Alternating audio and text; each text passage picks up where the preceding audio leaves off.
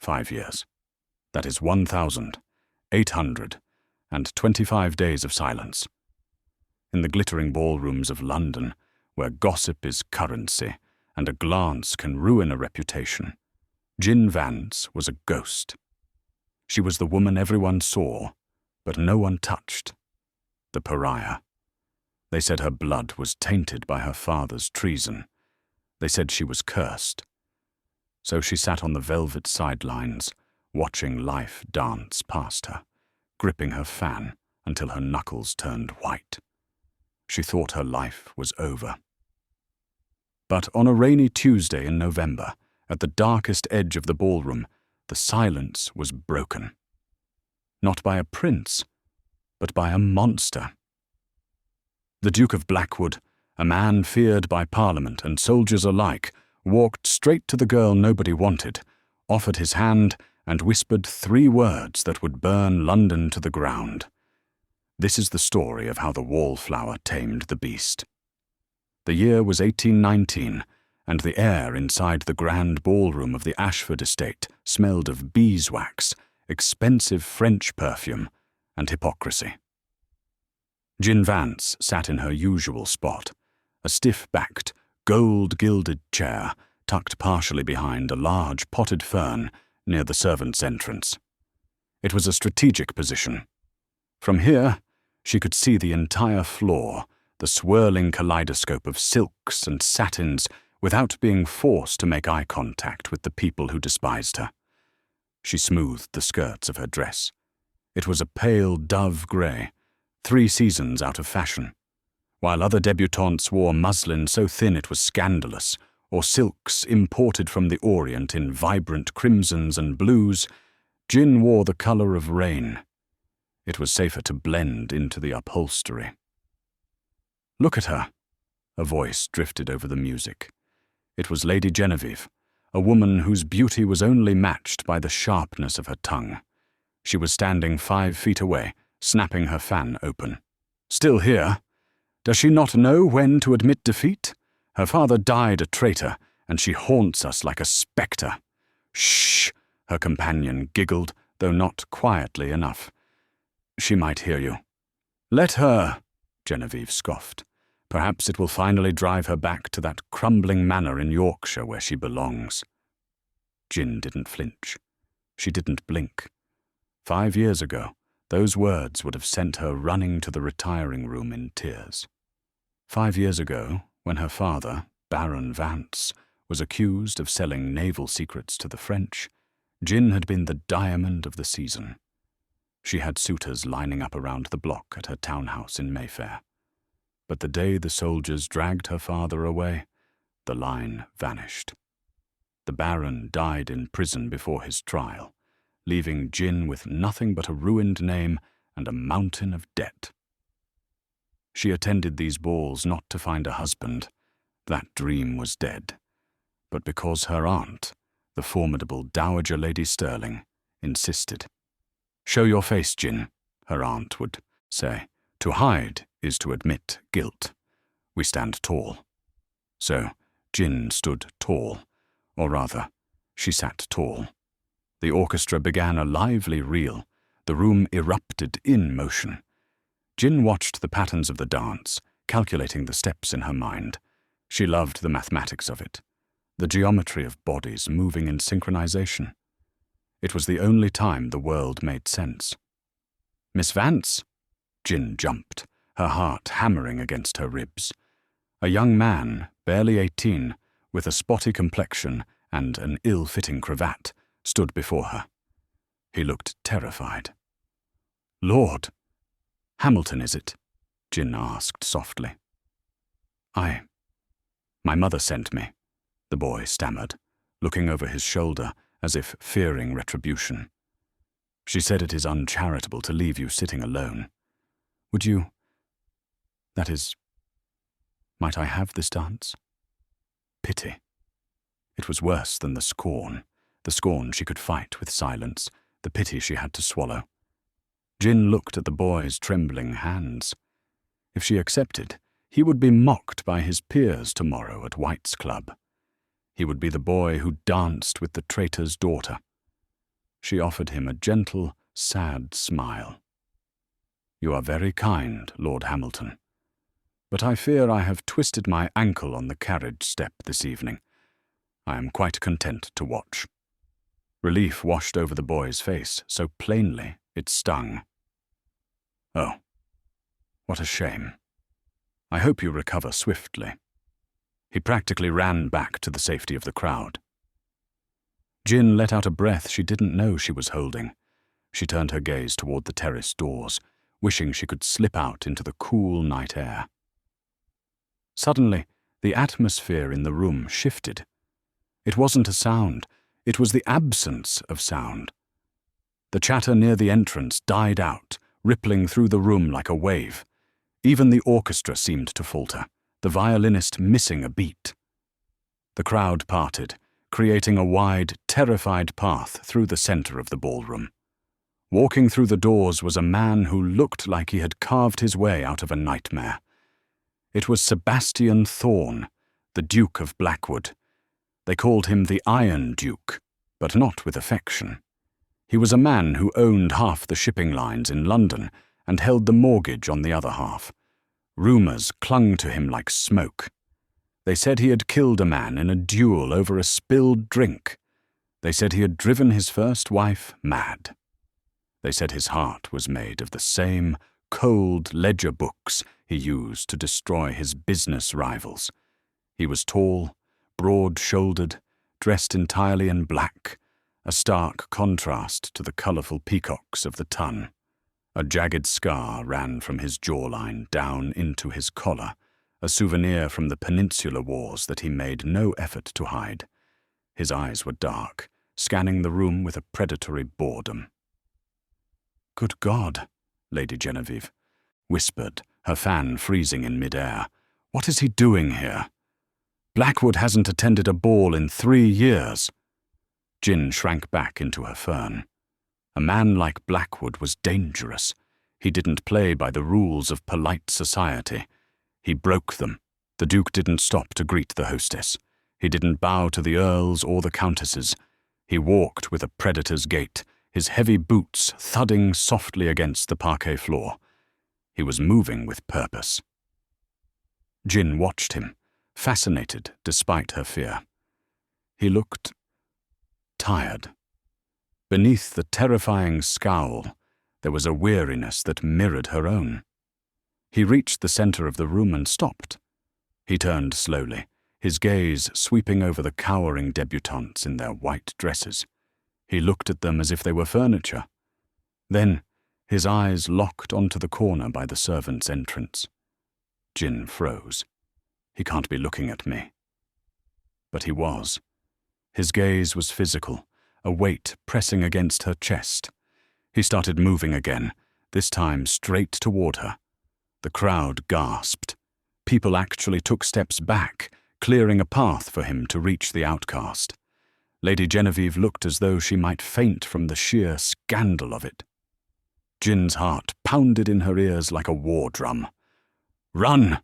her mind screamed. "Get up and run!" But her legs wouldn't move. The Duke of Blackwood stopped directly in front of her. Up close, he was even more intimidating. He smelled of tobacco, rain, and cold steel. He loomed over her, blocking out the light from the chandeliers. The entire ballroom was silent. You could hear a pin drop. 700 people were holding their breath, waiting for the Iron Duke to eviscerate the traitor's daughter. Slowly, deliberately, Sebastian Thorne extended a gloved hand. His voice was a deep rasp, rough like gravel grinding together, yet surprisingly quiet. "Miss Vance," he said. It wasn't a question. Jin looked up, her blue eyes wide and trembling. "Your Grace?" "Get up," he said. It was a command, not a request. Jin faltered. "I do not understand." "The orchestra is starting a waltz," the Duke said, his eyes never leaving hers. "And I require a partner who knows the steps, rather than one who is simply looking for a husband to pay her milliner's bills." Jin stared at his hand. It was large, demanding. Your Grace, you cannot. Do you not know who I am? To dance with me is social suicide. The corner of his mouth twitched. It wasn't a smile, it was a challenge. I am the Duke of Blackwood, he whispered, low enough that only she could hear. I do not commit suicide, Miss Vance. I commit murder. Now take my hand. Jin looked at the crowd. She saw the shock, the jealousy, the confusion. Then she looked back at the Duke. For 5 years she had been invisible. For 5 years she had been nothing. She took a deep breath, raised her chin, and placed her hand in his.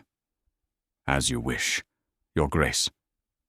The moment their skin touched, even through the kidskin gloves, a shock went through Jin. His grip was firm, possessive. He didn't pull her up gently. He hauled her to her feet with a strength that made her gasp. He didn't offer his arm.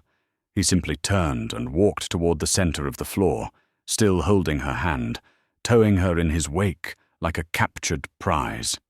Jin had to hurry to keep up with his long strides. "Clear the floor," the Duke barked without looking around.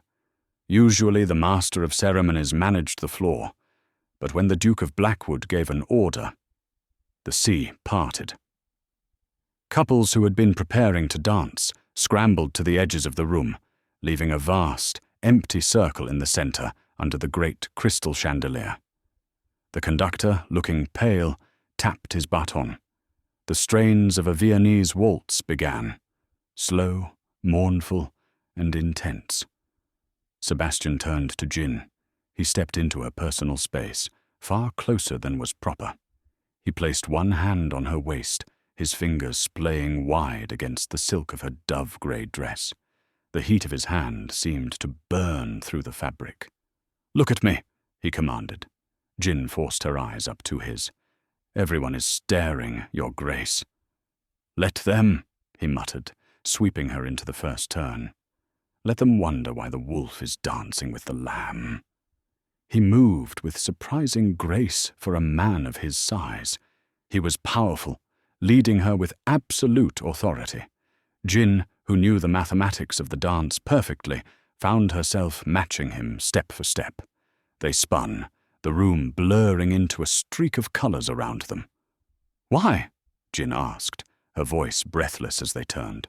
"Why me? Is this a cruel joke? Did Lady Genevieve put you up to this?" Sebastian let out a harsh, barking laugh. "That vapid creature. I wouldn't trust her to pour tea, let alone plot a scheme. No, Miss Vance, I am dancing with you because you are the only person in this room who is not trying to sell me something." "I have nothing to sell," Jin retorted, a spark of her old spirit returning. "As the room has surely told you, I am worthless." Sebastian spun her sharply, his grip tightening. "Value is subjective. Your father was a traitor, yes, but he was also the brilliant mind behind the Admiralty's encryption codes. You were his clerk, were you not?" Jin stumbled slightly, but he held her up. Ice water ran down her spine. I helped him organize his papers. Nothing more." "Do not lie to me, Jin." He used her first name. It sounded intimate and dangerous on his tongue. "I know that from the age of 16 you checked his work. I know that you found the error in the 1815 manifest that saved the crown 3 million pounds. That was a long time ago," she whispered. "Before the fall." "The fall," Sebastian mused. "Interesting word. Tell me, do you believe your father was guilty?" They were moving faster now, the music swelling. The waltz was a dizzying rotation. Jin felt like she was flying or falling, she couldn't tell which. "He was a good man," she said fiercely, forgetting the crowd, forgetting the scandal. "He was not a traitor. He was framed." But no one would listen. They only saw the missing gold. Sebastian pulled her closer, his face inches from hers. She could see flecks of gold in his dark eyes. "And if I told you I could prove it?" Jin stopped breathing. Her feet kept moving, purely out of muscle memory, but her mind came to a screeching halt. "What?" "I have the files," Sebastian murmured, his lips brushing her ear as they turned. "The real files. Not the forgeries the Crown presented at the trial. I need someone to decode the cipher your father used in the margins. I need you." "You want to hire me?" Jin asked, incredulous. "You humiliated the entire peerage, walked across a ballroom, and caused a scandal just to hire a clerk. I don't do things by halves, Miss Vance.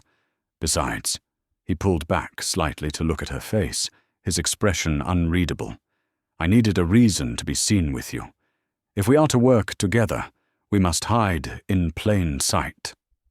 "Hide? They think I am courting you," he said calmly, "or seducing you. Let them think that. It is a useful cover. A man besotted with a fallen woman makes mistakes. It will make my enemies careless." Jin felt a flush of heat. Was it anger or disappointment? "So I am a prop, a shield." "You are a key," he corrected. "The key to a lock I have been trying to pick for 5 years. And in exchange for your help, I will give you the one thing you desire most." "And what is that?" "Vengeance," Sebastian said softly. "We will find the man who framed your father, and we will burn his life to ash." The music reached its crescendo. Sebastian spun her one last time, ending the dance with a flourish that left her dipped low over his arm, her chest heaving against his. The room was spinning. The silence returned, thicker than before. He held her there for a beat longer than necessary. Then he righted her. He did not bow. Instead, he took her hand, raised it to his lips, and kissed her knuckles. His eyes never left hers. "I will call on you tomorrow at noon," he announced, loud enough for the nearby gossips to hear. "Do not be late." He turned and walked away, leaving Jin standing alone in the center of the ballroom. But this time, she wasn't the invisible wallflower. She was the center of the universe, and she was terrified. The next morning, the Vance townhouse in Bloomsbury, a narrow, drafty building that had seen better days, was under siege. By 9:00 a.m., 3 bouquets of flowers had arrived. By 10:15 a.m., a basket of expensive fruits from Fortnum and Mason. And by 11:00 a.m., Jin's aunt, the Dowager Lady Sterling, was pacing the drawing-room floor so vigorously she was wearing a groove in the carpet. "The Duke of Blackwood!" Aunt Sterling exclaimed, clutching her cane. "Jin, have you lost your senses? Or have you finally found them? I cannot decide." Jin sat by the window, watching the rain streak the glass. She was wearing her best morning dress, a pale blue muslin that she had stayed up half the night mending. "He is not courting me, Aunt. It is a business arrangement." "Business?" Aunt Sterling scoffed. "Men like Sebastian Thorne do not do business with young ladies. They do one thing with young ladies, and usually it involves a scandalous settlement afterwards." "But—" She paused, her eyes gleaming. "He danced with you, in front of everyone. Lady Jersey apparently fainted. It is the most delicious thing to happen in a decade." "He wants me to decipher Father's journals," Jin said quietly. Her aunt stopped pacing. The room went cold. "Those journals are cursed, Jin. They killed your father. He says he can prove Father's innocence." Aunt Sterling looked at her niece, her expression softening into fear. "Or he is looking for the location of the missing gold, just like everyone else. The Duke is a ruthless man. He eats up companies and spits out the bones. Do not think you are special to him." "I don't," Jin said, touching the spot on her hand where he had kissed her glove. "I know exactly what I am to him. A tool." At exactly noon, the knocker on the front door sounded. It was a heavy, authoritative thud. Their butler, An ancient man named Higgins, who was half-deaf, shuffled to open it. Sebastian Thorne did not wait to be announced. He strode into the drawing-room, shaking rain from a heavy oilskin cloak. He looked even larger in the small room than he had in the ballroom. He wore riding breeches and a dark coat, bringing the smell of the stables and the storm inside with him. "Lady Stirling," he nodded briefly to the aunt, then turned his gaze to Jin. "Miss Vance, you are ready." "Am I?" Jin stood up. "You didn't say where we were going." "My estate, Blackwood Hall." Aunt Stirling gasped. "Your Grace, you cannot take an unmarried woman to your bachelor estate alone. The propriety—" "I have brought a chaperone," Sebastian cut her off, looking bored. "My sister, Lady Eleanor, is in the carriage. She is knitting something hideous and refuses to speak to me. It is perfectly proper." He looked at Jin. "Bring the journals you kept, the ones from 1814. Jin hesitated. She had those journals hidden under the loose floorboard in her bedroom. They were the only leverage she had. "How do you know I have them?" "Because you are your father's daughter," Sebastian said. "And you are smart enough to know that insurance is valuable. Fetch them." 10 minutes later, Jin was seated in a carriage lined with black velvet opposite the Duke of Blackwood. His sister, Lady Eleanor, a sharp-faced woman who looked like a bird of prey, sat in the corner, clicking her knitting needles aggressively and ignoring them both. The carriage rattled over the cobblestones of London. "Open the first ledger," Sebastian ordered, pointing to the leather-bound book in Jin's lap. Jin opened it. The pages were covered in her father's sprawling handwriting, interspersed with columns of numbers. "Page 42, Sebastian said. "The shipment of gunpowder to Cadiz." Jin turned the pages. "Here, October 14th, 500 barrels. "The official record says those barrels never arrived," Sebastian said, his voice low. "The Crown claimed your father sold them to Napoleon's agents in port. That was the treason." "I know what the charge was," Jin said bitterly. "But father noted the receipt. Look here, the symbol in the margin. A small blue bird." "I see it." "It's not a bird," Jin explained, her finger tracing the ink. "It's a substitution cipher. The bird represents the Swallow, a private merchant ship. Father didn't sell the powder to the French. He transferred it to a privateer hired by the Crown to run the blockade. It was a covert operation." "Authorized by whom?" Sebastian asked. "That's the part I couldn't decode," Jin admitted. "The name of the sponsor is encrypted with a double key. I never found the second key." Sebastian reached into his coat pocket. He pulled out a small, rusted iron key.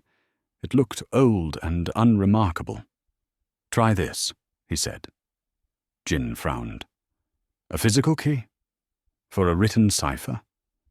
"Look at the teeth of the key," Sebastian instructed. "There are numbers engraved on them, microscopically small." Jin squinted. He handed her a magnifying glass he had produced from his other pocket. She looked at the jagged metal. 4-9-2-1. Her heart raced. She grabbed a quill from her travel case and scribbled the numbers onto the margin of the ledger. She applied the shift to the encrypted name of the sponsor. The letters rearranged themselves. J-A-R-V-I-S. Jin gasped. The book slipped from her lap. "Jarvis?" she whispered. "Lord Jarvis, the Minister of War.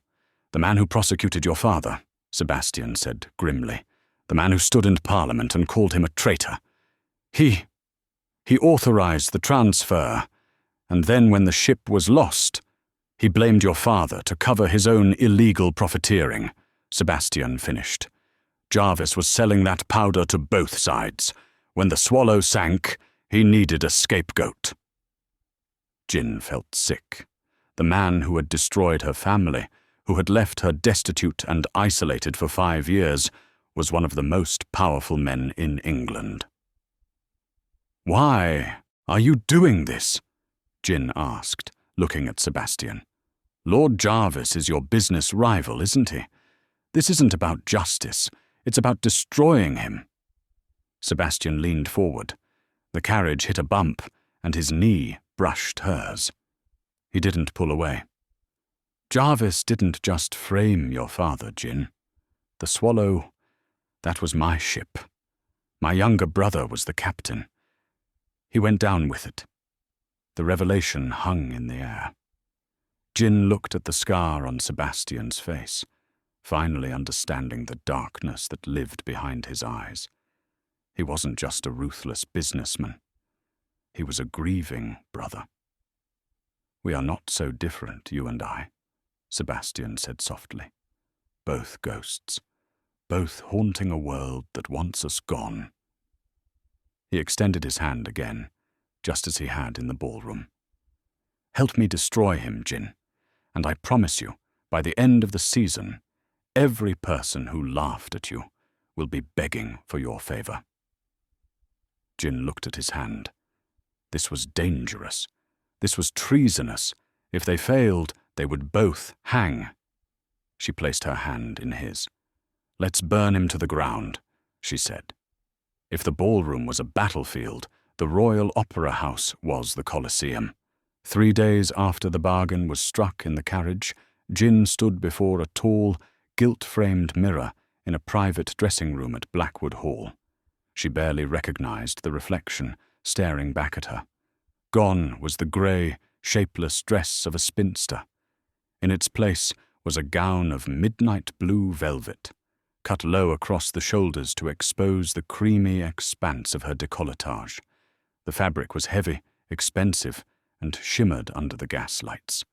Around her neck sat a necklace of sapphires, so large they felt heavy against her skin, the Blackwood family heirlooms. "You look like a queen," said Lady Eleanor, Sebastian's sister. She was sitting in the corner, no longer knitting, but watching Jin with a sharp, assessing gaze. Or perhaps a weapon. With Sebastian, it is often the same thing. "I feel like an imposter," Jin whispered, touching the jewels. "Everyone knows I am penniless." "Let them talk," Eleanor snapped, standing up to adjust a pin in Jin's dark hair. "Power is not about what you have in the bank, my dear. It is about who stands beside you. And tonight, you stand beside the devil." When Jin descended the grand staircase, Sebastian was waiting in the foyer. He was dressed in formal evening wear, a stark white cravat against the black of his coat. He looked up as she approached, and for a moment his formidable composure cracked. His eyes darkened, tracing the line of her throat down to the sapphires. He didn't say a word. He didn't need to. The air between them crackled with sudden, undeniable electricity. "The carriage is waiting," he finally said, his voice rougher than usual. The ride to the opera was silent, but it was a loud silence. Sebastian watched her, from the shadows of the carriage, his gaze intense. "Tonight," Sebastian briefed her as they neared Covent Garden, "we make our move. Lord Jarvis has a private box. He will be watching us. You must look at me as if I am the only man in the world. Can you do that?" Jin met his gaze. "I can act, Your Grace." "Sebastian," he corrected, "if you call me Your Grace in front of them, the ruse fails. Say it." "Sebastian." She tested the name. It felt intimate, forbidden. They arrived late, a calculated move. As they entered the grand foyer, the crowd parted. The whispers began immediately, a hiss of shock and scandal. The Duke of Blackwood, the most feared man in London, escorting the disgraced Jin Vance. He offered his arm and she took it. His muscles were tense beneath the fine wool. They walked up the grand staircase, ignoring the stairs. When they entered their box, which was directly opposite Lord Jarvis's, the entire theatre seemed to turn their opera glasses toward them.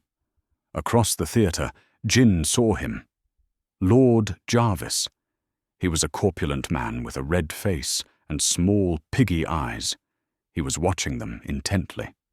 "He sees us," Jin whispered, leaning close to Sebastian, using her fan to hide her lips. "Good," Sebastian murmured. He reached out and took her hand, resting it on the velvet railing of the box, covering it with his own. It was a possessive gesture. "Smile at me. Laugh, as if I just told you a delightful secret." Jin forced a laugh, tilting her head back. "Is this convincing?" "Very," Sebastian said, his thumb stroking the back of her hand. The sensation sent shivers up her arm. "Now watch him." During the intermission, the inevitable happened. The door to their box opened. Lord Jarvis stood there, flanked by two younger politicians. He was smiling, but it didn't reach his eyes. "Blackwood," Jarvis boomed. "I didn't know you had returned to society. And with, goodness me, is that Baron Vance's daughter?" The insult was veiled but sharp. Sebastian didn't stand up. He remained seated, looking utterly relaxed. "Minister Jarvis, I see you are still enjoying the opera, though I hear the War Office is in shambles regarding the colonial budget. One would think you'd be working late." Jarvis's face tightened. "We all have our distractions. Yours seems particularly charitable. Rescuing strays." Jin felt her temper flare. She stood up slowly, the velvet of her dress rustling. "It is not charity, my lord," Jin said, her voice clear and cutting. "It is compatibility. The Duke values loyalty and intelligence. Perhaps that is why he finds the current company in Parliament so lacking." Silence filled the box. Jarvis's eyes narrowed. He hadn't expected the mouse to bite. Sebastian smirked, a genuine expression of amusement. He stood and placed a protective hand on the small of Jin's back. "Careful, Jarvis," Sebastian warned, his voice dropping an octave. "Miss Vance is under my protection now. If you insult her, you insult me. And you know what happens to men who insult me." Jarvis paled slightly. He looked between the two of them, seeing the united front, the defiance. "Enjoy the show?" Jarvis spat, turning on his heel. As the door clicked shut, Jin's knees gave way. She sat down heavily. "You did well," Sebastian said. He poured a glass of wine from the decanter on the side table and handed it to her. His hand brushed hers, lingering. "He knows," Jin whispered. "He knows we are coming for him." "Yes," Sebastian said, his eyes hard. "Now the game truly begins." 2 weeks passed. The courtship was the talk of London. They were seen riding in Hyde Park, attending the races, and dining at Gunter's. But behind the closed doors of Blackwood Hall, the atmosphere was very different. It was late, well past midnight. A storm was battering the windows of the great library, rain lashing against the glass. Jin and Sebastian were buried in paperwork. The floor was littered with maps, manifestos, and decryptions from her father's ledgers. They were getting closer. They had traced the money from the Swallow to a shell company in the West Indies, owned by a proxy of Jarvis. Jin rubbed her temples. The candlelight was flickering, casting long, dancing shadows on the walls. "You should sleep." Sebastian's voice came from the darkness of the wingback chair near the fire. He had discarded his coat and cravat, his white shirt unbuttoned at the top, revealing the tanned skin of his throat. He looked rugged, exhausted, and incredibly handsome. "I can't," Jin said, pointing to a document. "I found a discrepancy in the port logs. Jarvis signed off on a shipment of grain 3 days before the Swallow left. But the weight? Grain doesn't weigh that much. It was lead or gold." Sebastian stood and walked over to the desk. He leaned over her shoulder to look at the paper. His presence was overwhelming. He smelled of brandy and old paper. "Gold," he murmured. He stole the gold meant to pay the privateers and replaced it with lead shot to sink the ship. He murdered my brother for profit. His voice broke on the last word. Jin turned in her chair to face him. They were inches apart. She saw the raw pain in his eyes, the grief he had carried for 5 years. Without thinking, she reached out and touched his cheek. The jagged scar under his jaw felt rough against her fingertips. "We have him, Sebastian," she whispered. "This proves it." Sebastian didn't look at the paper. He looked at her. His gaze dropped to her lips, then back to her eyes. The air in the room grew heavy, charged with a tension that had nothing to do with politics. "Jin," he groaned, a low sound in his throat. He caught her hand in his, pressing a kiss to her palm. It was an act of reverence, of desperation. "You should not be here," he said hoarsely. "You should be far away from a man like me. I am damaged goods. I destroy everything I touch." "You haven't destroyed me," Jin said softly. "You saved me. I dragged you into hell. Then let us burn together." Sebastian made a noise that sounded like a surrender. He pulled her up from the chair, his hands gripping her waist. He kissed her. It wasn't the polite peck of a suitor. It was a collision. He kissed her with a hunger that stole her breath, his mouth demanding and hot. Jin wrapped her arms around his neck, pulling him closer, melting into the hardness of his body. For 5 years she had been cold. Now she was finally warm. Crash! The sound of shattering glass broke them apart. A cobblestone, wrapped in paper, had been thrown through the library window. Rain and wind surged into the room, extinguishing the candles. Sebastian shoved Jin behind him instantly, a dagger appearing in his hand from nowhere. "Stay down!" he roared. He moved to the window, peering out into the storm. But the grounds were empty. The attacker had vanished. Sebastian picked up the stone. He unwrapped the sodden paper. "What does it say?" Jin asked, her voice trembling as she relit a candle. Sebastian held the paper to the light. Scrawled in red ink were 3 words. "Next time, fire." He crushed the note in his fist. His face was a mask of cold fury. "He knows we are close," Sebastian said. "He is trying to scare us." "Is it working?" Jin asked, stepping closer to him despite the danger. Sebastian turned to her, his eyes blazing. "No, he just made his last mistake. He threatened you." The attack changed everything. Sebastian became paranoid. He doubled the guard at Blackwood Hall.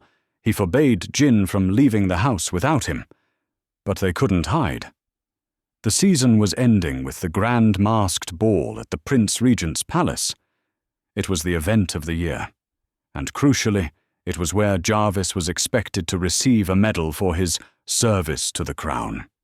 "We have to go," Jin argued the morning of the ball. "We have the evidence of the gold shipment. We need to present it to the Prince Regent publicly. If we do it in private, Jarvis will bury it." "It's a trap," Sebastian growled, pacing the floor. "Jarvis expects us to be there." "Then let's spring it," Jin said. "We wear masks. We get close to the prince.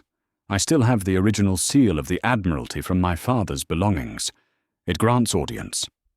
Reluctantly, Sebastian agreed.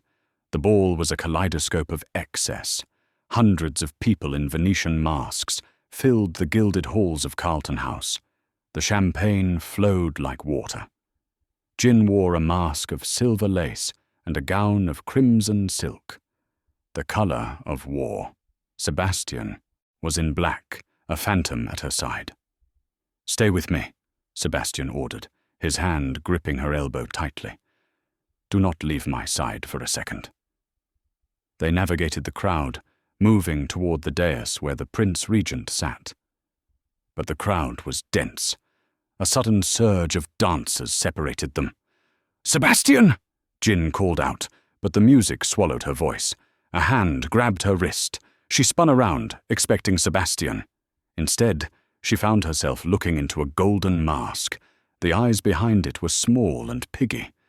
"Miss Vance," Lord Jarvis's voice dripped with malice. "Or should I say, The Duchess-to-be. A pity the wedding will never happen. Let me go, Jin hissed, trying to pull away, but Jarvis's grip was iron. Two of his guards appeared on either side of her, blocking her escape. Not yet. We need to have a chat. About your hero. Jarvis pulled her into a secluded alcove, away from the prying eyes of the guests. You have nothing to say that I want to hear, Jin spat. Don't I? Jarvis reached into his coat and pulled out a folded letter. It looked old, the paper yellowed. You think Blackwood is your savior? You think he is avenging his brother? I know he is. He is avenging his guilt, Jarvis laughed, a low, ugly sound. Read it. He shoved the letter into her hands. Jin looked down. It was a letter addressed to the captain of the Swallow. The handwriting was unmistakable. It was Sebastian's. Captain, Root confirmed. Proceed through the blockade. I have authorized the cargo swap. The gold stays in London. The risk is necessary. Thorn. Jin's world stopped spinning. She read it again. He authorized it, Jarvis whispered, leaning close to her ear. Blackwood didn't know the ship would sink. He just wanted to steal the gold for himself to pay off his gambling debts from the war. He set his own brother up as the mule.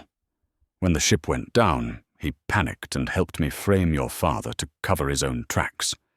No, Jin shook her head, tears stinging her eyes. This is a forgery. He loved his brother. Did he? Jarvis sneered. Or did he love the money? Ask him, Jin. Ask him about the debts he owed in 1815. Ask him why he really chose you. He needed your father's journals not to clear his name, but to find the only evidence that linked him to the crime. He's using you to destroy the proof, not the villain. Jin felt like she had been punched in the gut. It made sense. The way Sebastian had appeared out of nowhere. His obsession with the journals. His insistence on handling the papers himself. I see the doubt, Jarvis smiled. You're a smart girl. Don't be a fool twice. Give me the journals, Jin, and I will restore your father's pension. You can live a quiet, comfortable life. Or stay with him and hang for treason. Jin! Sebastian's voice boomed across the ballroom. He was pushing through the crowd, his mask gone, his face frantic. He saw her in the alcove with Jarvis. He saw the letter in her hand. He saw the look on her face. He stopped dead, 5 feet away. Jin, Sebastian said, his voice pleading. Step away from him. Jin looked at Jarvis, then at Sebastian. She held up the letter. Is this your handwriting? She asked, her voice trembling. Sebastian looked at the paper. His face went pale. Jin, wait! Is it your handwriting? She screamed, drawing the attention of the entire room. The music stopped. The Prince Regent stood up. Yes, Sebastian whispered. But you authorized the swap, she choked out. You stole the gold. No, Sebastian stepped forward. It's not what you think. Let me explain. Get away from me.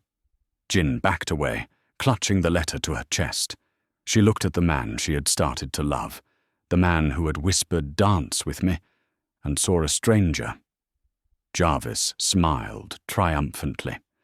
Guards, arrest the Duke of Blackwood for treason and theft of crown property. The lady has the proof. Royal guards swarmed the room. They grabbed Sebastian. He didn't fight them. He just stared at Jin, a look of utter devastation in his eyes. Jin, please, he said as they shackled him. Trust me. But Jin turned away, tears streaming down her face. She had been betrayed by society, then by her country, and now by the only man she had ever trusted. She watched as they dragged the Iron Duke away in chains. She was alone again. But this time, she wasn't a wallflower. She was the woman who had just brought down the Duke of Blackwood. Or had she just made the biggest mistake of her life? The Tower of London was cold, damp, and smelled of centuries of despair. In a cell deep beneath the stone walls, Sebastian Thorne sat on a wooden bench, his head in his hands. He had not slept. He had not eaten. The chains around his wrists were heavy, but they were nothing compared to the weight in his chest. He didn't care about the executioner's axe. He didn't care about his title being stripped. He only cared about the look in Jin's eyes when she turned away from him. "She is safe," he whispered to the darkness. "If she hates me, she is safe from Jarvis. That is enough." Meanwhile, in the library of the Vance townhouse, Jin was tearing her world apart. She had the letter, the damning evidence, spread out on the desk next to her father's journals. She had been staring at it for hours, her eyes red and swollen from crying. Every instinct she had told her Sebastian was a liar. The handwriting was his. The signature was his. But her heart was screaming that it was wrong. "I do not commit suicide, Miss Vance. I commit murder." That's what he had said. A man like that doesn't leave a paper trail unless he wants it to be found. "Think, Jin," she muttered, pacing the room. "You are a mathematician. You deal in logic, not emotion. Look at the data." She grabbed the magnifying glass and looked at the letter again. Route confirmed. "Proceed through the blockade." She read the words over and over. Then she noticed it. The ink. The letter was written in black ink. But the punctuation marks, the periods, the commas, the dashes, they had a slightly different sheen, a metallic glint under the lamplight. Jin's breath hitched. She remembered something her father had taught her when she was 12. When you cannot hide the message, hide the ink. She grabbed a bottle of lemon juice and a candle. It was a desperate, childish gamble, but she had to try. She held the letter over the flame, careful not to burn it. Slowly, ghost-like letters began to appear between the lines of Sebastian's handwriting. The heat was reacting with a sympathetic, invisible ink used by the Admiralty spies. The hidden message didn't say, "I stole the gold." It read, "Jarvis intercepted cargo. Crew held hostage. Signing under duress to save brother. Help us." Jin dropped the paper, her hand flying to her mouth. Sebastian hadn't stolen the gold. Jarvis had hijacked the ship, taken Sebastian's brother hostage, and forced Sebastian to write that letter to authorize the theft, threatening to kill the crew if he didn't. And then, Jarvis had sunk the ship anyway. Sebastian had carried the guilt of his brother's death for 5 years, believing he had failed to save him. He had let the world think he was a monster because the truth, that he was a helpless victim of blackmail, was too painful to bear. "He didn't betray me," Jin whispered, tears flowing freely now. "He was trying to protect me from the same monster." The clock on the mantel chimed 8 times. Sebastian's trial before the House of Lords began at 9. Jin grabbed the letter, her father's journal, and the decoded manifest. She didn't wait for a carriage. She ran out into the rainy London streets, her dress hem muddy, her hair wild. She had to save the Duke. The great hall of Westminster was packed. The air was thick with the murmur of hundreds of peers. At the front, Lord Jarvis stood tall, looking smug. Sebastian stood in the dock, chains rattling, his face a mask of stone. He refused to speak. He refused to defend himself. "The evidence is irrefutable, Your Highness," Jarvis boomed, addressing the Prince Regent who sat upon the throne. "The Duke of Blackwood conspired to steal crown funds. He is a traitor to the Empire. The sentence must be death." The Prince Regent looked down at Sebastian. "Do you have nothing to say, my lord?" Sebastian looked up. He scanned the crowd, looking for one face. He didn't see her. "I have nothing to say," Sebastian said, his voice dead. Get it over with." "Very well," the prince sighed. "I hereby sentence you to—" "Wait!" The doors of the great hall burst open with a bang that echoed like a gunshot. Jin Vance stood there, drenched, breathless, and looking like an avenging angel. "Stop!" she screamed, running down the center aisle. Guards moved to intercept her, but she held the papers high. "I have the truth, the real truth." Sebastian's head snapped up. "Jin, go!" he roared. "Get out of here!" "I will not!" she shouted back, pushing past a guard. She ran straight to the dais and fell to her knees before the Prince Regent. "Your Highness, the letter Lord Jarvis presented is a lie. Or rather, it is only half the truth." "Miss Vance!" Jarvis snarled, stepping forward. "This woman is hysterical. She is the traitor's lover. Remove her." "Let her speak," the prince commanded, raising a hand. He looked at Jin with interest. "What do you have, child?" "Heat," Jin panted. "I need a candle." The court fell silent. A servant hurriedly brought a candelabra.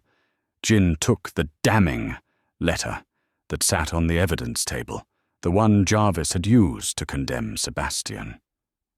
"Lord Jarvis told you this letter proves the Duke's guilt," Jin's voice rang out, clear and strong.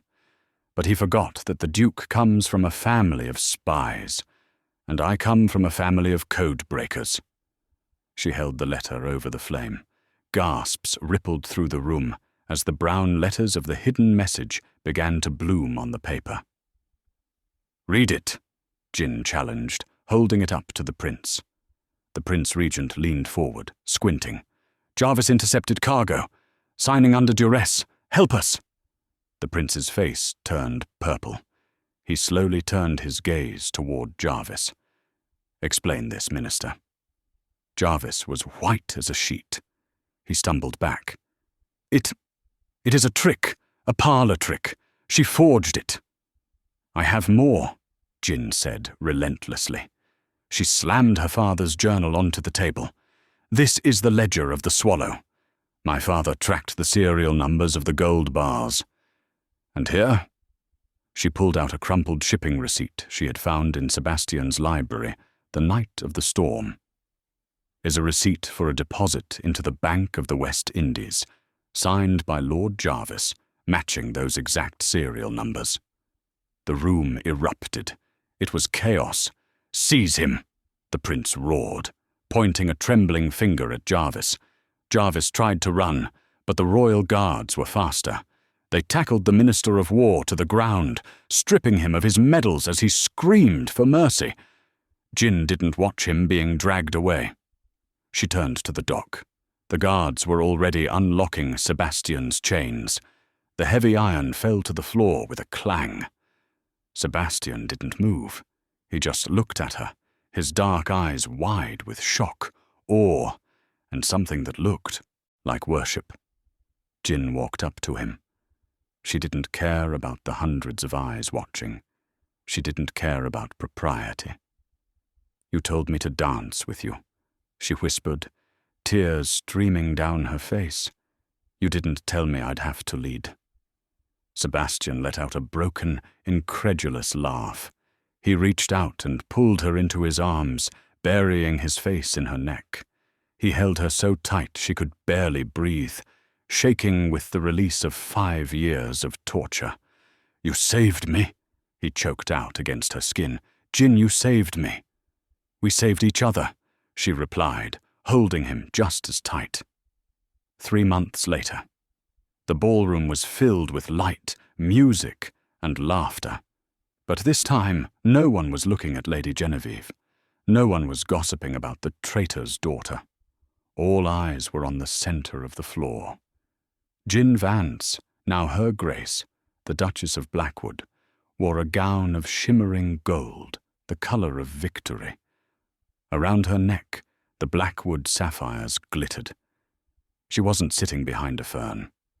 She was in the arms of her husband. Sebastian looked different. The darkness that had shrouded him for so long was gone, replaced by a quiet, intense happiness. He danced with her as if she were the only porcelain doll in a world of hammers. "They are staring again," Jin murmured, smiling up at him. "Let them stare," Sebastian said, his voice deep and warm. "They are wondering how the beast managed to catch the sun." "The beast didn't catch the sun," Jin corrected, leaning her head against his chest, listening to the steady beat of his heart. "The sun decided to stay." Sebastian stopped dancing. Right in the middle of the floor, ignoring the protocols of the aristocracy, he tilted her chin up and kissed her. It was a kiss of promise, of passion, and of a love that had survived treason, death, and time itself. The wallflower had bloomed, the monster was tamed, and as the music swelled around them, Jin knew that she would never, ever sit alone again. And that, my friends, is the incredible story of Jin and the Iron Duke. From a shunned outcast to the Duchess who brought down the most powerful villain in England, Jin proved that intelligence and bravery are worth far more than a pretty dress. I love how she used her math skills to save the day.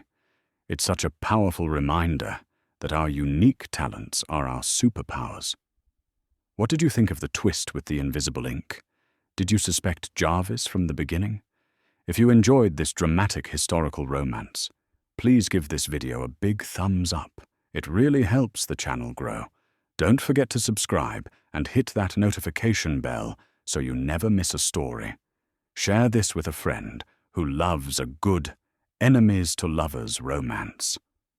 Thanks for watching, and I'll see you in the next video for another amazing story.